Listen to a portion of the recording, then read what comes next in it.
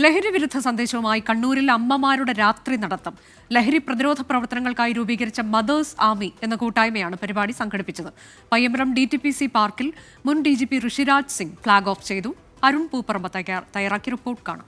നാടിനെ കവർന്നു തിന്നുന്ന ലഹരി വ്യാപനത്തിനെതിരെ കണ്ണൂരിലെ സ്ത്രീകളുടെ കൂട്ടായ്മയായിട്ടുള്ള മദേഴ്സ് ആർമി സംഘടിപ്പിക്കുന്ന നൈറ്റ് വാക്കാണ് നമുക്കിപ്പോൾ ദൃശ്യങ്ങളിൽ കാണുന്നത്.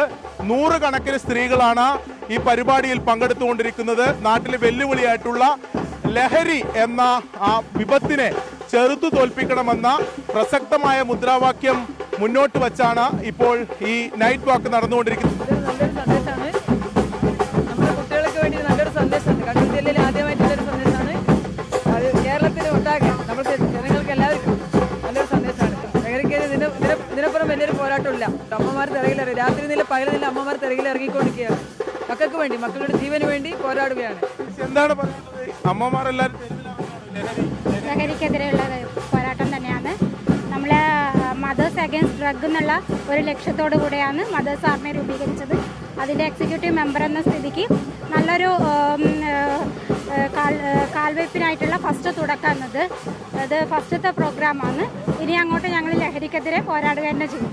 പയ്യാമ്പലത്ത് നിന്ന് ആരംഭിച്ച നൈറ്റ് വാക്ക് മുൻ DGP ആയിട്ടുള്ള ഋഷിരാജ് സിംഗ് ആണ് ഉദ്ഘാടനം ചെയ്തത്.